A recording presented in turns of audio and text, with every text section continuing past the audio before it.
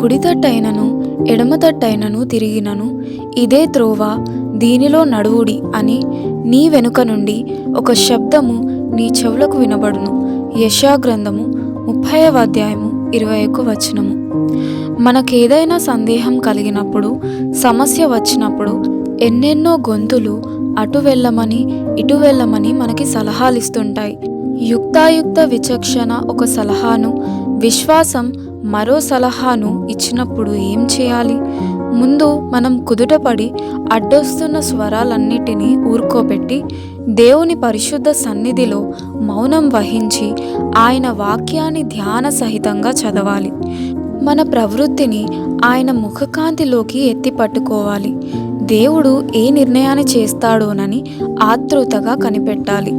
ఎక్కువ ఆలస్యం లేకుండానే నీలో ఒక నిర్దిష్టమైన అభిప్రాయం కలుగుతుంది. దేవుని రహస్య జ్ఞానం నీకు ముందుగానే అర్థమైపోతుంది. కానీ క్రైస్తవుడిగా ఎక్కువ ఆత్మీయానుభవం లేని దశల్లో పైన చెప్పిన విధానం మీదనే పూర్తిగా ఆధారపడడం మంచిది కాదు. ఆ అభిప్రాయానికి పరిస్థితులు అనుకూలమైన ధోరణిలో ఉన్నాయో లేదో చూడవచ్చు. అయితే దేవుడితో ఎక్కువ సహవాసం చేసిన వాళ్ళకి మాత్రం దేవునితో ఉండే వ్యక్తిగత బాంధవ్యంలోని విలువ తెలుసు. ఆయన చిత్తాన్ని దీని ద్వారా వాళ్ళు తెలుసుకుంటారు. నువ్వు నడవలసిన దారి గురించి తేల్చుకోలేకపోతున్నావా? నీ ప్రశ్నల్ని దేవుని ఎదుట పెట్టు.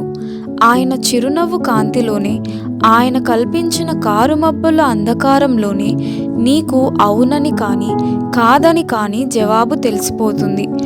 ఇహలోకపు వెలుగు నీడలు నిన్నంటని ఏకాంతంలోకి నువ్వు చేరగలిగితే, మానవ జ్ఞానం నీ చెంత చేరలేని చోటికి వెళ్ళిపోగలిగితే, నీ తోటి వాళ్ళంతా వెంటనే ఏదో ఒకటి చేసేయమని గోల పెడుతున్నా నువ్వు మాత్రం మౌనంగా దేవునిపై దృష్టి నిలుపుకొని కనిపెట్టగలిగిన ధైర్యం నీకుంటే దేవుని చిత్తం నీకు తేటగా అర్థమవుతుంది. దేవుని గురించిన ఓ క్రొత్త అవగాహన నీలో పుడుతుంది. ఆయన ప్రవృత్తి గురించి, ప్రేమ నిండిన హృదయం గురించి నీకొక లోతైన అంతర్దృష్టి ఏర్పడుతుంది. దేవుడు ఆజ్ఞనిచ్చాడు, మనసా కదలక నిలబడు. దారి మూసుకుపోయిన జలాలను వేరు చేసేటంత బలమైన వాయన చేతులు. కదలక నిలబడితేనే తెలుస్తుంది. అసాధ్యాన్ని సాధ్యం చేసేవాడాయన. సహనాన్ని కోల్పోకు, మనసా కదలక నిలబడు. వ్యూహంలో నువ్వు చిక్కుకున్నా నీ మార్గం తెరవగలడు దేవుడు.